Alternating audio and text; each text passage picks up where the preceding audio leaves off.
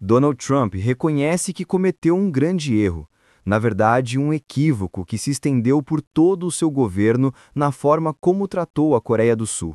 Agora, a Coreia do Sul afirma: não vamos mais direcionar investimentos para os Estados Unidos. Sabe aquela fábrica da Hyundai de 12 bilhões de dólares que está em construção há tantos anos, ainda antes de você assumir o cargo, Donald Trump? Pois é, diga adeus a isso.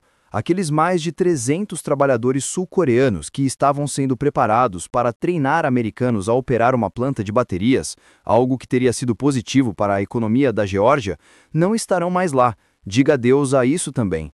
Este é o conteúdo que Donald Trump tem publicado, literalmente pedindo para que esses profissionais retornem e solicitando que outros trabalhadores estrangeiros de diferentes países também voltem, já que houve um efeito em cadeia. Não se trata apenas da Coreia do Sul, onde muitos se dizem intimidados pelo governo Trump, mas em vários pontos da Ásia e, de forma geral, em outras partes do mundo. A questão levantada é: por que instalar fábricas em um país que adota políticas autoritárias e que nos trata como inimigos? Veja o que Trump divulgou. Ele declara: quando empresas estrangeiras que produzem equipamentos extremamente avançados e outras tecnologias, como ele mesmo descreve, vierem aos Estados Unidos com grandes aportes financeiros, quero que tragam seus especialistas temporariamente para capacitar nossa equipe a fabricar esses produtos únicos e complexos. Assim, quando eles retornarem aos seus países, teremos aprendido o necessário. Se isso não ocorrer, todo este enorme investimento não virá.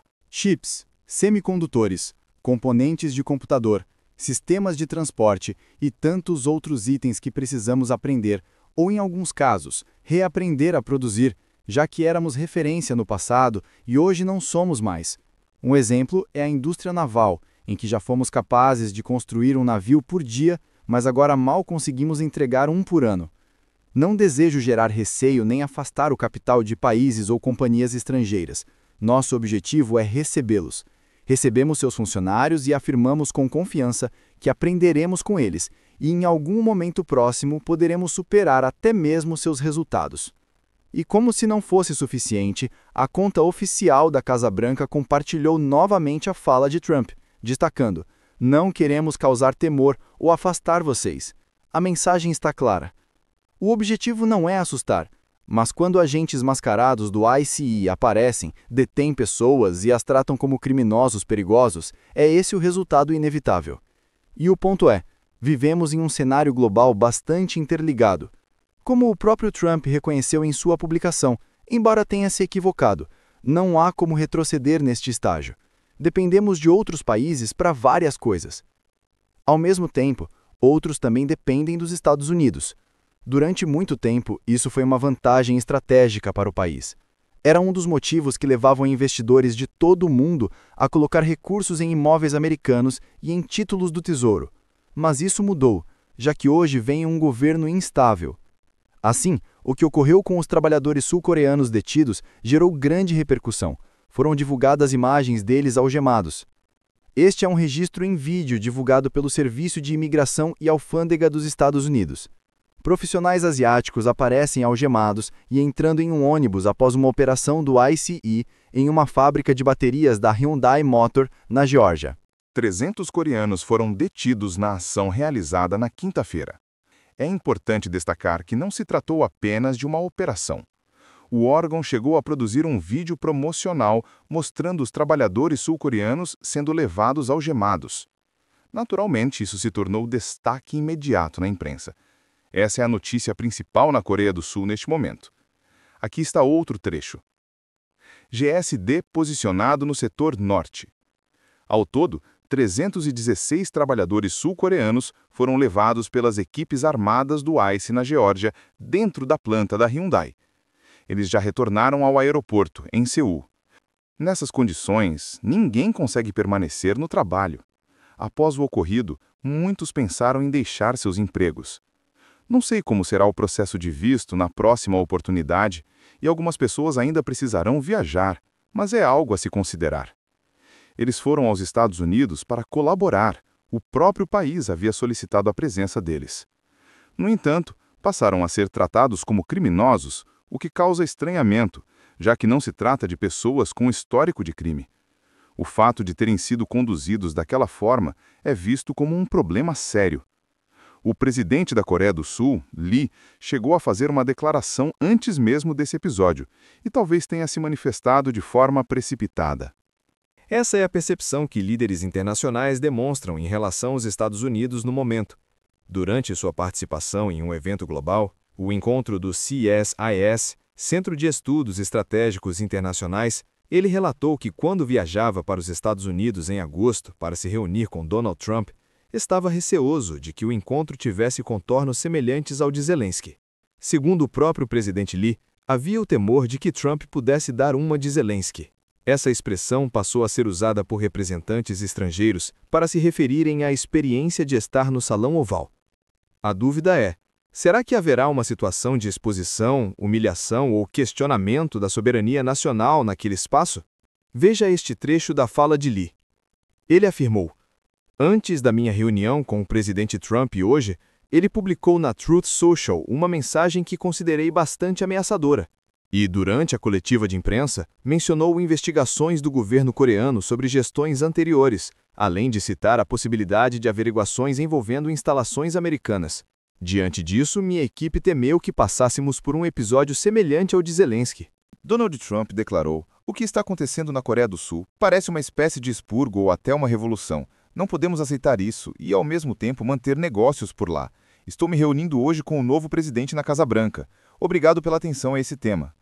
Ele mencionou ainda alguns grupos de direita no país. Há até uma facção local que se identifica como MAGA, inspirada no movimento norte-americano. Essa ala adotou a mesma nomenclatura, literalmente chamada de MAGA, e passou a difundir para os Estados Unidos teorias de conspiração, alegando que a Coreia do Sul estaria perseguindo cristãos e diferentes segmentos religiosos. Com base nessas alegações, Trump publicou mensagens. Durante uma coletiva de imprensa, foi questionado sobre o assunto e respondeu: "Bem, postei sobre isso porque ouvi falar. Não tenho certeza do que se trata, mas publiquei mesmo assim." Na reunião no Salão Oval, o presidente sul-coreano fez comentários em tom de ironia direcionados a Trump, que não percebeu a provocação. Na ocasião, Lee respondeu a Trump, que falava sobre Kim Jong-un e a Coreia do Norte: "Olha, Donald, estou ansioso para que você se encontre com o Kim Jong-un e imagino que em breve veremos uma torre Trump sendo construída na Coreia do Norte." E acrescentou: "E provavelmente você também jogará golfe por lá", observando que nenhuma dessas possibilidades se concretizaria naquele país. Aqui está o registro da fala. Ele disse ainda: "Gostaria de lembrar que a única nação ainda dividida no mundo é a Península Coreana, e peço seu envolvimento para que a paz seja estabelecida na região. Espero ansiosamente o seu encontro com Kim Jong-un e a possível construção de uma Trump Tower na Coreia do Norte, onde jogaríamos golfe. Creio que ele estará esperando por você." No entanto, ao analisar o contexto atual, não há um acordo comercial efetivo firmado com a Coreia do Sul. Vale recordar que, na época, Trump e sua administração anunciaram publicamente um acerto com o país. A frase repetida era: "Nós fechamos o acordo com a Coreia do Sul." Mas sempre houve questionamentos sobre a existência real desse tratado. A cobrança era: "Mostrem o documento assinado, com termos claros, várias páginas e compromissos jurídicos. Assim poderemos afirmar que existe de fato um acordo." Na prática, Howard Lutnick afirmou que não havia assinatura. Segundo ele, a documentação ainda estava pendente e a Coreia do Sul precisava decidir se aceitaria os termos ou enfrentaria tarifas pesadas. "Não ofereceremos a eles a mesma margem de negociação dada ao Japão", disse. Na avaliação de Lutnick, essa era a forma de tentar trazê-los de volta, ele afirmou. "É dessa maneira que se busca persuadir." Em seguida, o secretário de Comércio dos Estados Unidos, Howard Lutnick, reconheceu que não houve assinatura formal, quando foi questionado em entrevista na CNBC. O repórter perguntou: "E quanto à Hyundai? O acordo comercial com a Coreia está ameaçado neste momento?" A resposta foi: "Bem, os coreanos não assinaram quando o presidente estava no cargo. Ele esteve aqui na Casa Branca, mas não falamos de comércio porque não houve assinatura. Como sempre, os detalhes são decisivos. Acho que eles observaram como foi com o Japão. Não há margem de manobra. Os japoneses assinaram. Já os coreanos, ou aceitam o acordo ou pagam as tarifas. Está tudo estabelecido." Paguem as tarifas ou aceitem o acordo. Essa foi a linha colocada na negociação. Mas a operação de imigração recente gerou ainda mais tensão no cenário? É provável que vejamos o presidente Trump se pronunciar sobre isso. Ele reconhece que, para erguer grandes fábricas em pouco tempo, é necessário contar com profissionais que já tenham experiência em construí-las. Por isso, tende a buscar acordos com diferentes países, permitindo que, quando empresas quiserem instalar grandes unidades nos Estados Unidos, exista um mecanismo de vistos de trabalho temporários. Assim, trabalhadores estrangeiros poderiam treinar equipes locais e, em seguida, retornar aos seus países de origem. Segundo ele, a lógica seria simples: A. Entrada dos trabalhadores, B. Treinamento de americanos e C. Retorno para casa. Em outro ponto, surge uma fala sobre soberania. Trump afirmou que, por haver tropas norte-americanas em território sul-coreano, gostaria que os Estados Unidos recebessem a posse das terras utilizadas. A declaração foi interpretada como um pedido direto. Desejamos ter a propriedade dessas áreas. Esse tipo de proposta já havia sido feito anteriormente, envolvendo a Dinamarca e a Groenlândia, além de comentários em relação ao Canadá. Enquanto isso, operações militares também ocorreram em outros contextos. Houve relatos de ações da Marinha norte-americana contra barcos de pesca na costa da Venezuela, incluindo uma embarcação de atum, que, segundo informações, estaria envolvida com transporte de drogas. Trump chegou a mencionar que 11 pessoas foram detidas sob suspeita de tráfico, embora detalhes sobre a identidade desses indivíduos ainda não sejam totalmente claros. Retornando ao tema sul-coreano, Trump foi questionado: você reduziria o número de tropas na Coreia do Sul para dar mais flexibilidade aos Estados Unidos na região? Ele respondeu: temos mais de 40 mil soldados no país. Durante meu governo anterior, a Coreia do Sul concordou em arcar com esses custos. Quando Biden assumiu, eles reclamaram e ele decidiu não cobrar mais. Abrimos mão de bilhões de dólares que antes recebíamos. Trump acrescentou que mantém uma boa relação militar com a Coreia do Sul, mas reforçou a diferença entre concessão e arrendamento de terras. Segundo ele, a área da base militar não foi cedida definitivamente, mas arrendada, e comentou: talvez uma das medidas que eu gostaria de ver seria transformar esse arrendamento em propriedade, garantindo o controle total sobre a base construída. A discussão, portanto, abrange não apenas a parceria com a Coreia do Sul, mas também o impacto regional e global.